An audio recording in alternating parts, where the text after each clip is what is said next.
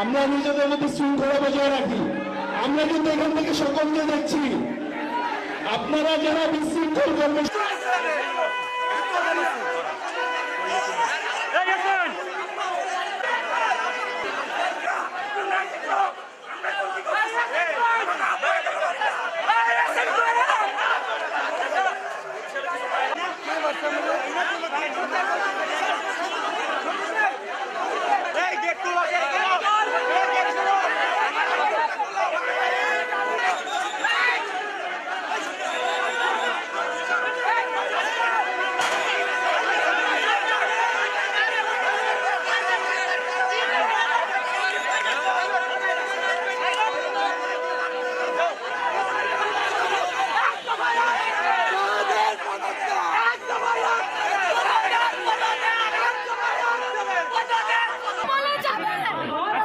কত হবে তারপর এই জায়গা সবাই যাবে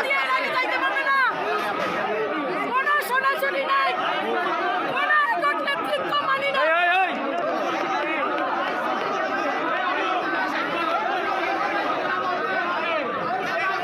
কারণ হচ্ছে আজকে দেখছেন এই আন্দোলন প্রায় 7 মাস হয়ে গেছে, অথচ এই বরিশালে কোন নেতৃবৃন্দ আসছে আমাদের সাথে 5 মিনিট বসে কথা বলে।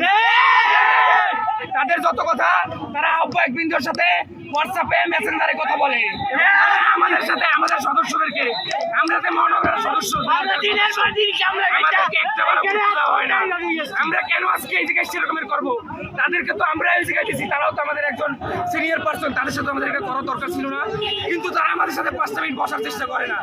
আমরা বৈষম্য বিরোধী ছাত্র আন্দোলন বরিশাল মহানগরের আহ্বায়ক সহ আরো অনেক বিশেষ আছে যাদের কোনো কর্মকাণ্ডে লাগে না, যারা শুধুমাত্র নিজেদের জন্য খায়, নিজেদের জন্য পড়ে।